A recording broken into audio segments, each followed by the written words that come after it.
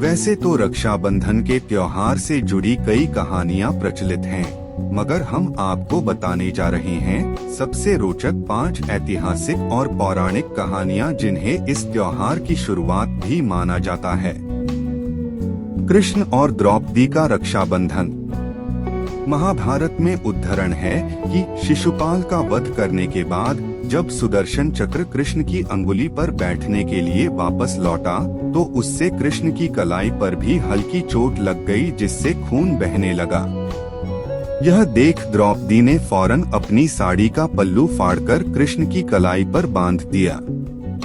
कृष्ण ने उन्हें धन्यवाद किया और वचन दिया कि वे सदैव उनकी रक्षा करेंगे। कौरवों के हाथों जुए में हारे जाने के बाद जब द्रौपदी ने अपनी लाज बचाने के लिए श्री कृष्ण से गुहार लगाई तो उन्होंने अपनी बहन के सम्मान की रक्षा कर अपना वचन निभाया। रानी कर्णावती और हुमायूं की कहानी। देश में एक समय राजपूत मुस्लिम आक्रमण के खिलाफ लड़ रहे थे। अपने पति राणा सांगा की मृत्यु के बाद मेवाड़ की कमान रानी कर्णावती के हाथों में थी। उस समय गुजरात के बहादुर शाह ने मेवाड़ पर दूसरी बार आक्रमण किया था। कर्णावती ने तब हुमायूं से मदद मांगने के लिए उसे राखी भेजी। हुमायूं उस समय एक युद्ध के बीच में था, मगर रानी के इस कदम ने उसे भीतर से छू लिया। हुमायूं ने अपनी फौज फौरन मेवाड़ के लिए भेज दी। दुर्भाग्यवश उसके सैनिक समय पर नहीं पहुंच पाए और चित्तौड़ में राजपूत सेना की हार हुई। रानी ने अपने सम्मान की रक्षा के लिए जौहर खुद को आग लगा ली कर लिया, लेकिन हुमायूं की सेना ने चित्तौड़ से शाह को खदेड़कर रानी के पुत्र विक्रमजीत को गद्दी सौंप दी और अपनी राखी का मान रखा। राजा बलि और मां लक्ष्मी का रक्षाबंधन। राजा बलि बड़े दानी राजा थे और भगवान विष्णु के भक्त थे। एक बार वे भगवान को प्रसन्न करने के लिए यज्ञ कर रहे थे। अपने भक्त की परीक्षा लेने के लिए भगवान विष्णु ने एक ब्राह्मण का वेश धरा और यज्ञ पर पहुंचकर राजा बलि से 3 पग भूमि दान में मांगी। राजा ने ब्राह्मण की मांग स्वीकार कर ली। ब्राह्मण ने पहले पग में पूरी भूमि और दूसरे पग ने पूरा आकाश नाप दिया। राजा बलि समझ गए कि भगवान उनकी परीक्षा ले रहे हैं, इसलिए उन्होंने फौरन ब्राह्मण की तीसरा पग अपने सिर पर रख लिया।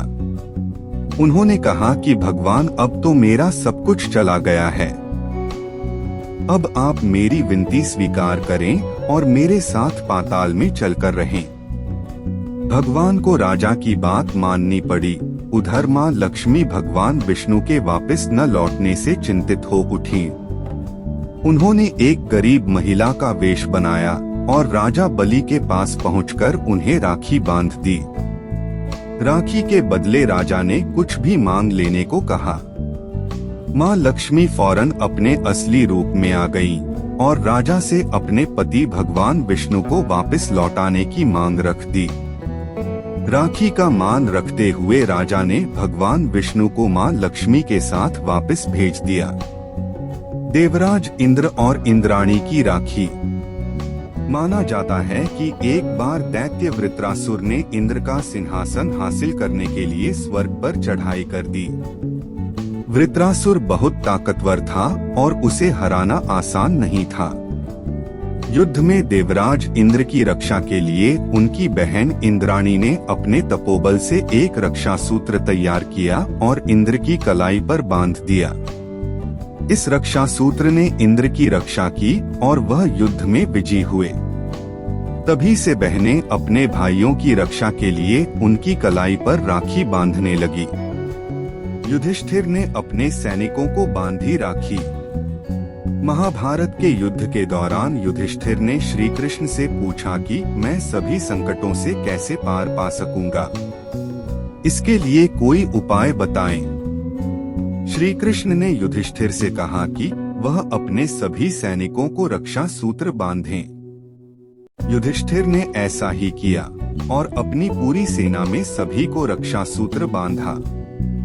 युद्ध में युधिष्ठिर की सेना विजयी हुई। इसके बाद से इस दिन को रक्षाबंधन के तौर पर मनाया जाने लगा। दोस्तों, ये कहानी आपको कैसी लगी और इसके बारे में आपके क्या विचार है, हमें कमेंट में जरूर बताएं। धन्यवाद।